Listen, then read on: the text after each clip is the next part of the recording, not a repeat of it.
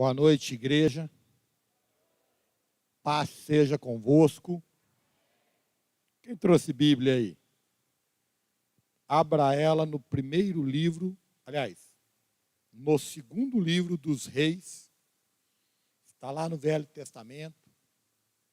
Gênesis, Êxodo, Levítico, Número, Deuteronômio. Aí você chega em Josué, passa Josué, vai para Juízes. E aí você vai pulando. Ruth, Samuel, Reis. Depois do primeiro Reis, você chega no segundo Reis, capítulo de número 6.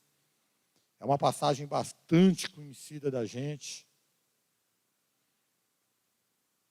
Segundo livro dos Reis, capítulo de número 6, versículo de número 1. Quantos acharam, digam achei. Quantos não acharam, digam espera eu. Todo mundo achou. Então vamos ler. Segundo Reis 6, 1. Os discípulos dos profetas disseram a Eliseu: como vês, o lugar onde nos reunimos contigo é pequeno demais para nós. Vamos ao rio Jordão, onde cada um de nós poderá cortar um tronco para construirmos ali um lugar de reuniões. Eliseu disse: podem ir. Então um deles perguntou: não gostarias de ir com os teus servos? Sim, ele respondeu, e foi com eles. Foram ao Jordão e começaram a derrubar árvores. Quando um deles estava cortando um tronco, o ferro do machado caiu na água. E ele gritou: ah, meu senhor, era emprestado. O homem de Deus perguntou: onde caiu? Quando o homem lhe mostrou o lugar, Eliseu cortou um galho e o jogou ali, fazendo o ferro flutuar. E disse: pegue-o. O homem esticou o braço e o pegou. Amém. Fecha o olhinho, faça a melhor carinha de crente que você consegue fazer aí e vamos orar. Senhor Jesus, em teu nome nós oramos. Nós invocamos a presença tua, do teu Espírito Santo, para limpar a nossa mente de tudo aquilo que não é palavra tua neste momento. Para que haja uma faxina na nossa mente, para que a gente se liberte, se livre, se desvencilhe de tudo aquilo que é preocupação e que pode atrapalhar a atenção, o entender, o absorver e o alimentar da tua palavra, daquilo que tu queres nos falar, daquilo que nós temos a aprender esta noite. Nós oramos e pedimos que seja assim, em nome de Jesus. Amém. Igreja, vocês podem se sentar aí. Olha, esse texto que nós lemos aqui, no segundo livro dos Reis, ele nos conta uma história do dia a dia. Podia ser a história do seu dia, a história do seu cotidiano. Porque aqui não tem nada de extraordinário, não tem nada de sobrenatural, não tem nada de anormal. Não foi um dia preparado para ser especial. Josué teve um dia preparado para ser especial, em que ele viveu um momento especial. Quando ele estava na batalha, e o povo de Israel estava vencendo a batalha, e aí o sol ia se pondo, e Josué percebe que o sol se pondo, cessa a batalha, e a batalha recomeça no outro dia, e no outro dia é outra batalha, é outro jogo, é outra chance, é outro ânimo, é outro tudo. E ele ora a Deus, e ele disse assim: Senhor, breca o dia, para que a gente consiga vencer a batalha antes que o dia termine. E Deus para o sol. E aí parece uma história assim, muito louca, difícil de acreditar.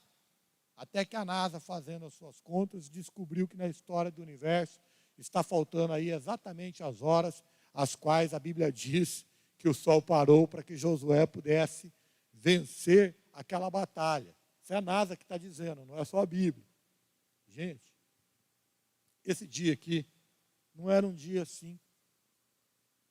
Um dia Davi, ele foi disputar uma batalha, e aí no meio da batalha ele rogou a Deus. E quando ele roga a Deus, Deus faz com que granizos, uma chuva de saraivada caia sobre o exército inimigo. E aquilo foi um dia especial. Não é o caso desse dia. Irmãos, isso aqui foi um dia comum. Que quando a gente tenta espiritualizar ele, a gente tem que fazer um esforço exegético enorme para tentar dar um sentido espiritual àquilo que é comum. Ninguém orou nesse dia, ninguém jejuou para esse dia, ninguém se preparou para esse dia, ninguém acordou nesse dia dizendo: Senhor, hoje é o dia do meu milagre, hoje é o dia da minha vitória, hoje é o dia que eu pus diante do Senhor em oração todas as madrugadas anteriores. Esse dia não tinha nada a ver com isso. Foi um dia como hoje, a gente acordou. Quem tem o hábito de orar quando se levanta, ora. Quem tem o hábito de levantar em cima da hora e sair correndo, escovando o dente, penteando o cabelo e se vestindo, tudo ao mesmo tempo, foi desse jeito. E quem tem horário para entrar no serviço, entrou no horário. E quem costuma chegar atrasado no serviço, chegou atrasado. E aí você foi, você trabalhou, e você voltou para casa, e você almoçou, e tirou aquela soneca, escovou o dente, passou uma água na cara, voltou para o trabalho. É esse dia que é o dia de Eliseu. Os discípulos dos profetas se levantaram, disseram assim: Eliseu, nós vamos cortar lenha na floresta, porque aqui o barracãozinho que nós nos reunimos está muito apertado para o número de alunos que nós temos, e a gente teve a grande ideia de aumentar ele, para que fique mais confortável para todos nós. O profeta abençoou a ideia. Ele disse: olha, podem ir. Aí um deles, assim, por educação ou por admiração ao profeta, ou vai saber por quê, disse assim: mas o senhor não gostaria de vir conosco? Ele disse assim: eu gostaria, eu vou sim. E foi. Eles estão lá trabalhando, gente, cortando árvore, tudo normal. E aí um acidente acontece. Por alguma razão, o ferro do machado, ele se solta do cabo e ele cai no rio, cai no lago. Ferro é pesado, afundou. E diz o texto que o homem, ele gritou: ai, meu senhor! Mas não foi porque ele se cortou, não foi porque ele se machucou, foi porque por nada. Ele disse: ai, meu senhor! Era emprestado o machado. A preocupação dele, gente, a preocupação dele não era uma cura milagrosa. A preocupação dele não era a cura do câncer. A preocupação dele não era sarar do Covid. A preocupação dele não era que a esposa saísse do entubamento. A preocupação dele não era uma conta enorme que ele tinha para pagar. A preocupação dele não é nenhuma dessas preocupações modernas, enormes que a gente tinha. Ele estava preocupado porque o martelo nem era dele, o machado nem era dele, era emprestado. E aí que a coisa fica esquisita. O Eliseu olha para ele e diz: onde é que caiu? Ele diz: caiu ali. Aí o Eliseu pega um pedaço de madeira, um pedaço de pau, um graveto, um galho, qualquer coisa desse tipo, e ele joga ali na água, no rio, aonde caiu o machado. E um troço esquisito acontece, porque o machado flutua até na água, sobe. Isso é um milagre. Alguém aqui já viu alguma vez um ferro subir? Né? De alguma maneira, por alguma razão, sem oração nenhuma, um pedaço de graveto vira um ímã poderosíssimo, que em cima do rio faz o machado flutuar. E aí, Eliseu fala assim para o servo, para o aluno, para o discípulo dele: estica o braço e pega. Ele estica o braço e pega. É milagre ou não é? É milagre. Mas, gente, teve oração? Eliseu passou a madrugada inteira jejuando. Disse, Senhor, eu vou jejuar, porque se acontecer alguma coisa amanhã e a gente precisar, eu estou em ponto de bala. Não. E como é que se explica um galho puxar o ferro para cima? Não se explica. Milagre. Deus honrou a fé do profeta. Mas o que isso tem a ver com a gente? Tem a ver, gente, com essa nossa reclamação moderna de que nós não vemos mais milagres acontecerem. É com isso que tem a ver. Queria usar esse texto para chamar a atenção disso. Porque todo mundo reclama que já não se vê mais milagres como se via antigamente. E eu, com muita tristeza no coração, digo para vocês que décadas atrás, quando eu cheguei à Igreja de Cristo, realmente se viam coisas sobrenaturais acontecendo em maior grau e em maior volume dentro da igreja. Agora, se Deus é o mesmo ontem, hoje e é eternamente, o que mudou não foi Deus, foi a igreja. Se o Espírito que habita dentro de mim é o mesmo Espírito que habitava em Jesus e que habita em todos aqueles que creem em Deus, porque é o próprio Deus, então não foi o Espírito Santo que deixou de ser poderoso, que mudou, foi a igreja. Vamos fazer um exercício aqui, para a gente entender o que eu estou querendo dizer para você, em nome de Jesus. Vamos, irmãos, qualquer um de nós, qualquer um de nós, se estivéssemos no lugar do profeta, a hora que caiu o machado, a gente ia dizer assim, rapaz, não se preocupa não, vai lá e explica para o teu amigo se é coisa que acontece, foi um acidente, não foi por querer, não fica se torturando. Depois você compra outra e dá para o cara de volta. Isso aí é a coisa mais comum do mundo, foi um acidente. Outros diriam assim, não se preocupa não, vamos fazer uma vaquinha aqui, todo mundo vai comprar um ferro novo, nós vamos colocar o cabo ali, vamos afiar o machado e você vai dar um machado zero para o teu vizinho. Se tivesse um mais ativo, ele dizia assim, eu vou pular na água e vou mergulhar nesse rio aqui e vou catar esse machado de qualquer jeito. Calma aí, se apavora não. Irmãos, todos nós teríamos reações naturais, porque o que estava acontecendo ali naquele dia natural era um fato natural. Ninguém pensaria, ninguém imaginou, ninguém admitiu, ninguém falou, ninguém nem sequer pensou ou passou pela cabeça de ninguém aqui no texto que aquilo podia ser uma ação diabólica, demoníaca, satânica para atrapalhar o crescimento da obra de Deus, como não foi. Porque a Bíblia não diz que foi. Então, deixa eu dizer uma coisa para vocês. Para ações naturais, as nossas reações são naturais. Vocês perceberam a diferença de por que a gente vê milagre e não vê milagre? Bom, a diferença está no homem de Deus. No homem de Deus. Quem é o homem de Deus aqui? Todos nós. Quem já aceitou Jesus aqui? Quem já entregou sua vida para Jesus? Quem tem o Espírito Santo dentro de si? Então todos nós somos homens de Deus. Sim ou não? Não. Não, irmãos. Não. A homem de Deus são só vocês que sobem aí no altar? Claro que não, irmãos. Claro que não. Aqui, ao altar, você tem que entender que é uma hierarquia posta por Deus, que é uma vocação dada por Deus, que é um ministério.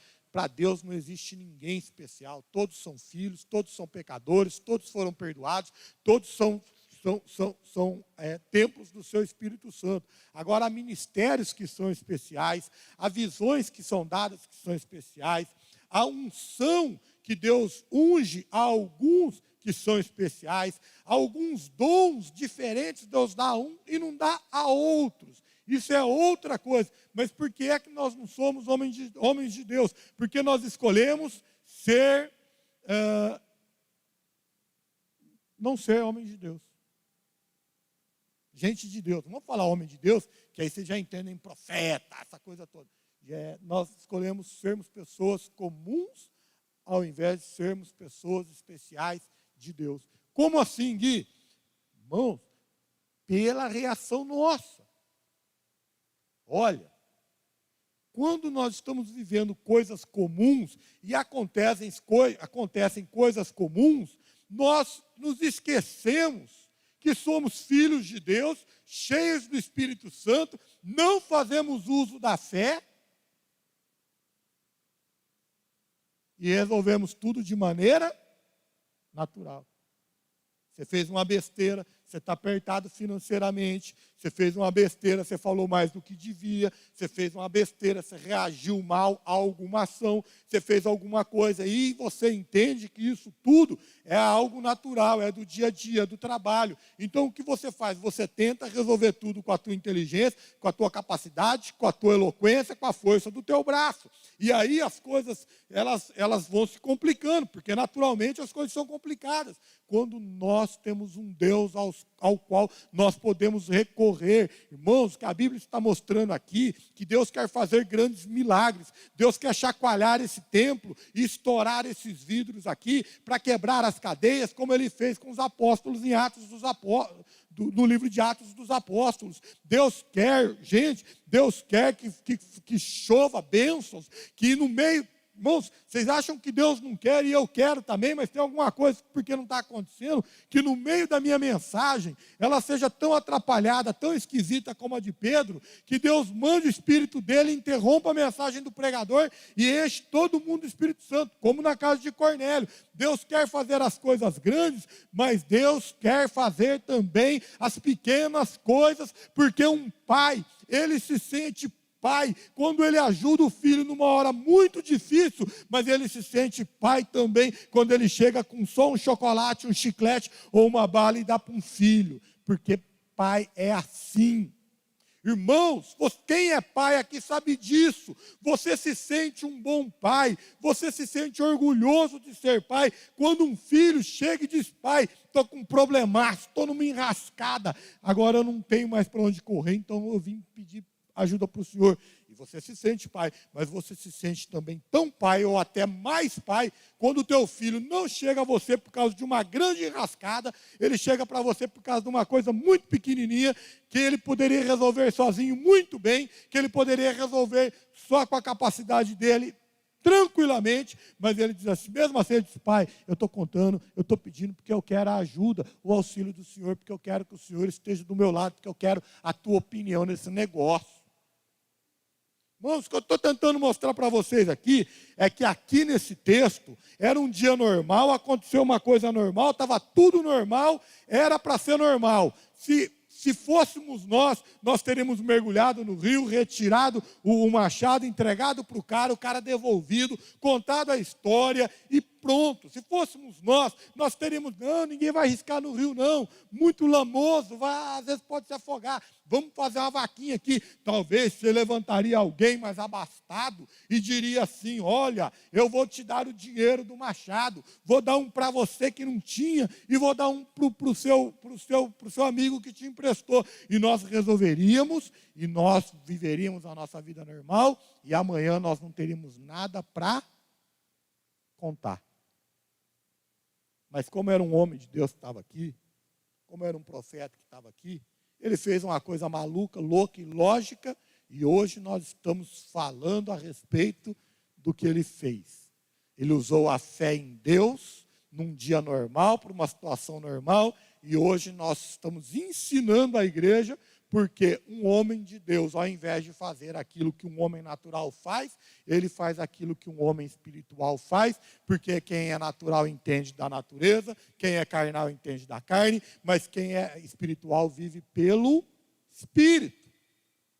E porque ele creu, aconteceu. Tua vida está cheia de oportunidades, de milagres de Deus todos os dias. Talvez não sejam tão grandes, talvez não sejam espetaculares, talvez não sejam, gente, talvez não seja um milagre para você escrever uma carta para dar testemunho para a igreja toda, mas são pequenos milagres que vão fortalecendo a nossa fé e alimentando a nossa alma para o dia que nós encontrarmos, para o dia que a viúva vier com o menino morto falar para você ressuscitar, você tem fé suficiente para ressuscitar o filho da viúva, que nem é viúva, né? Na verdade, a viúva é de Elias. E eu me empolguei aqui e misturei tudo. Gente, vocês estão entendendo? As nossas reações normais vão fazer com que a nossa vida continue sempre normal. As nossas reações naturais, porque, olha, é uma maluquice isso. Ou a gente espiritualiza tudo e demais. Gente, tem irmãos na fé que eu só ouço. E olha que eu gosto de falar a respeito, hein? Mas eu só ouço. Porque é diabo em tudo. Porque é demônio em tudo. Eu estive na casa de uma pessoa, fui lá para acompanhar. E aí, então, foi um missionário. E ele falou, e tinha demônio aqui, tinha demônio lá, e tinha demônio acolá, e tinha demônio, e tinha demônio. E depois, posteriormente, eu perguntei como é que tinha sido o trabalho. Disse assim, não quis nunca mais o missionário. Ele disse, mas eu vi vocês combinando que ia haver aí uma continuidade do trabalho, né? Disse, não, foi em outra igreja, está procurando outro. Por quê? Porque era diabo em tudo, chega de diabo. Tem gente que vê diabo em tudo. O cara não paga a conta e é o diabo. Não, irmão, não é o diabo não, isso é má administração. O cara é um cavalo com a mulher e diz assim, o diabo está acabando com o meu casamento. Não, irmãos, é a patada que você dá que está acabando com o teu casamento. Agora, a gente tem que olhar o que está por trás destas coisas, porque a nossa luta não é contra a carne, nem contra o sangue, mas é contra os principados e potestades desse mundo do mal. É assim. Olha o Eliseu. Caiu o negócio lá. Ele jogou um pedaço. Irmãos, quem aqui tem fé para fazer um troço doido desse? Ninguém. Quem aqui tem coragem para fazer um trem doido desse? Ninguém. Mas Eliseu tinha. Por que Eliseu tinha? Porque Eliseu era discípulo de Elias. E ele via Elias fazer essas coisas doidas. Ele andou atrás de Elias. E ele viu que Elias fazia milagres. Gente, olha só. Olha só. O Pedro. Bruto. A gente fala assim, Pedro foi um antes do batismo com o Espírito Santo e Pedro foi outro depois do batismo do Espírito Santo. Isso é verdade. Mas o Pedro não deixou de ser o Pedro depois que ele foi batizado com o Espírito Santo, tanto que é onde ele encontrou com Paulo e Paulo teve que dar uma lição nele cara a cara. Está gravado lá no livro de Atos dos Apóstolos. Agora o Pedro, gente, o Pedro era o Pedro. O que o Pedro fez enquanto ele andou com Jesus, gente? Trapalhada. Leia os evangelhos. Só trapalhada. Pedro deu 2 bolas dentro. E depois marcou 2 gols contra. Primeiro foi quando ele falou para Jesus que Jesus era o Cristo. E aí Jesus disse, olha, parabéns, Pedro. Isso não veio da tua boca. Isso foi revelado pelo meu Pai que está no céu. Ele desceu do barco, todo feliz que ele tinha dito aquilo. Jesus falou, bom, agora nós chegamos aqui, eu vou falar uma coisa para vocês. Eu estou para ser entregue na mão dos religiosos. Pedro falou assim, mas nem que a vaca tussa que eu deixo o Senhor ser entregue na mão desse povo. Isso não vai te acontecer nunca. E ele ouviu assim, para trás de mim, Satanás. Porque você não está falando do que é interesse de Deus. Gente, todo mundo apavorado, barco, tempestade, noite. Quando eu falo barco, vocês pensam um barcão da hora, né? Não, irmão, barco naquela época era um trem, assim, um pedaço de tora com buraco dentro, era uma coisa muito básica. Energia elétrica nem tinha. E aí vem alguém andando em cima da água. Gente, se você estiver no rancho, e esse feriado prolongado, e você vê alguém andando por sobre as águas, você vai ao encontro, você vai lembrar que Jesus andou sobre as águas e vai lá dizer assim, mestre, é o Senhor, ou você vai infartar do coração? Nós hoje infartamos do coração. Mas o Pedro ouviu a voz e disse, é o Senhor Jesus, sou eu, Pedro, anda sobre as águas. Ele andou, sentiu o vento na cara. Quando ele olhou para a água e viu que a água era água, o que ele fez? Afundou. Mas sabe de uma coisa? Um dia normal, um dia comum, na hora de ir para o templo, o Pedro foi para o templo. E quando ele estava indo no templo, estava lá um coxo, que sempre esteve lá, por muito tempo. Em outros dias normais, o Pedro passou pelo coxo, o João passou pelo coxo, muita gente passava pelo coxo. Coxo é o paralítico. Mas naquele dia, o Pedro parou e disse assim, o que você quer, paralítico? Ele falou, quero uma moeda. O Pedro olhou e falou assim, olha, o coxo, o negócio é o seguinte, moeda eu não tenho, dinheiro eu não tenho, pratinho de comida eu não tenho, mas o que eu tenho eu vou te dar. Eu estou cheio de Deus, então em nome de Jesus Cristo, de Nazaré, Filho do Deus vivo, levanta e anda. O coxo levantou e andou. Um dia comum se tornou um dia especial. Irmãos, o que tem de espiritual de diferente em alguém, em um paralítico, em um coxo, em um mendigo, pedir uma moeda para você? Nada. Super normal. Em Israel também era. Mas Pedro, ele faz de um dia normal um dia especial, porque ele deixa de ver a situação natural com naturalidade e ele enxerga a situação natural pelos olhos do Espírito, e pelos olhos do Espírito ele transporta o mundo espiritual para o mundo natural, e coisas extraordinárias acontecem quando nós fazemos isso também. É essa diferença, gente, de por que antigamente parecia que tinha mais e hoje parece que tem menos, de por que parece que Deus respondia mais a gente e hoje parece que Deus responde menos. Não, você pode perceber uma coisa, Deus responde mais as pessoas que são novas na fé.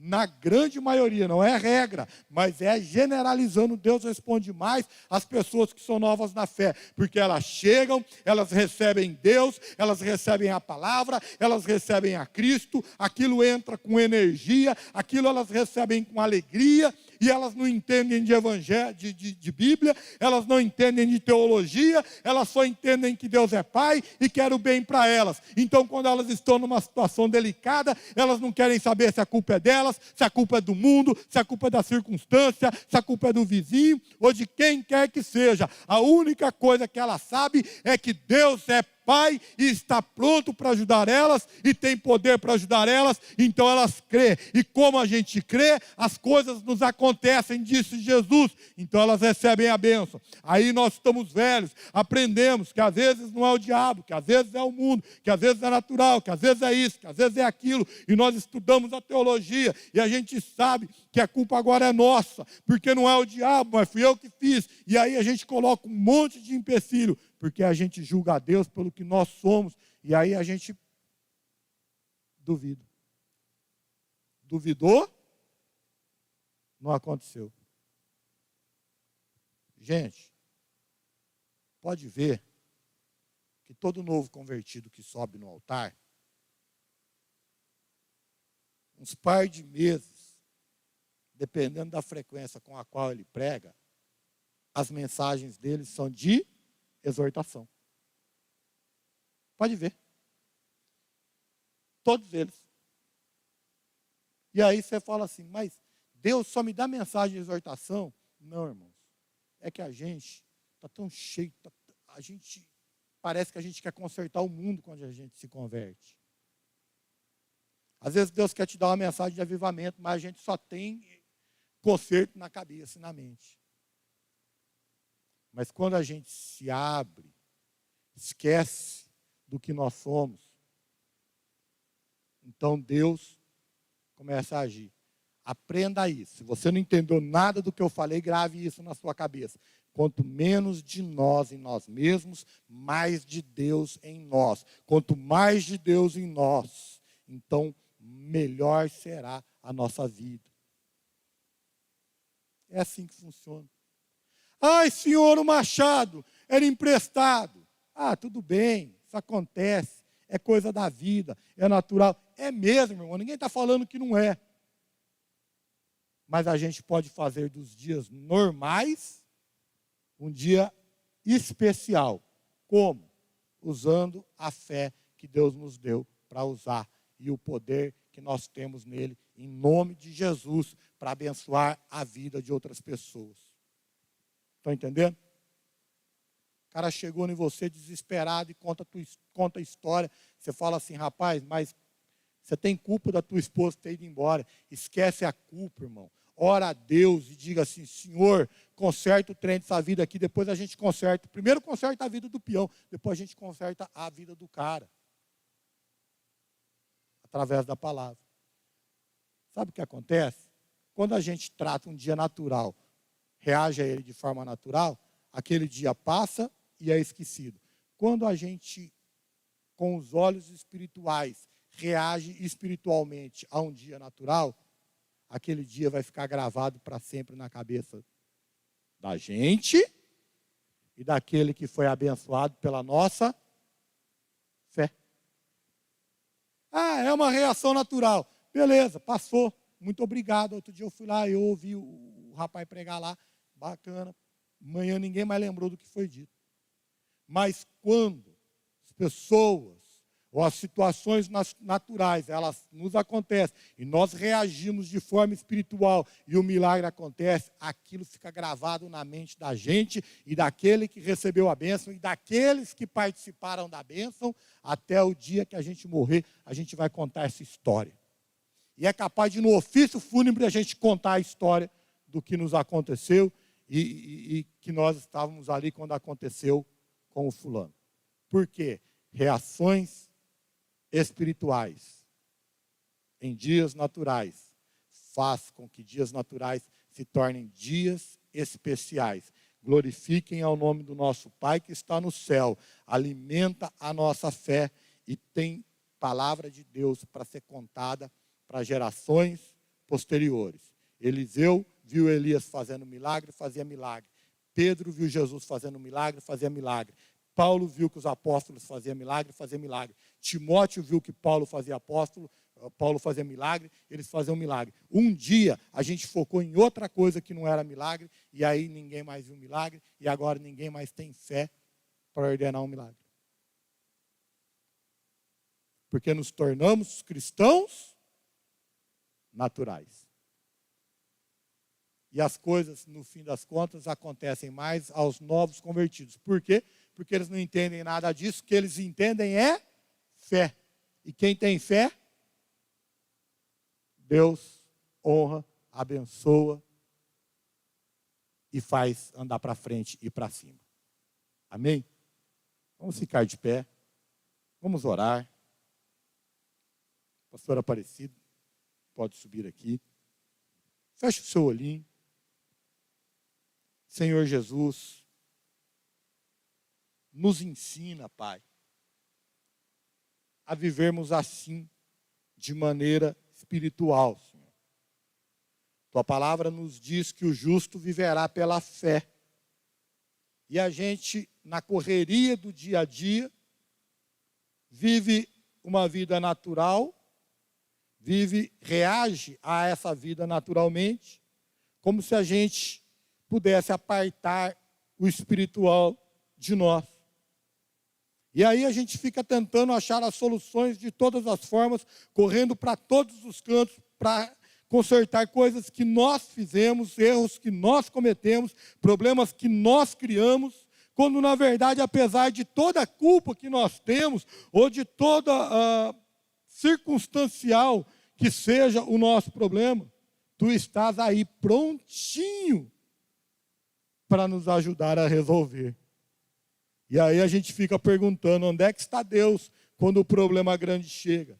Mas nós não aprendemos a ter fé no problema pequeno, e aí não desenvolvemos a fé para resolvermos os problemas que são maiores.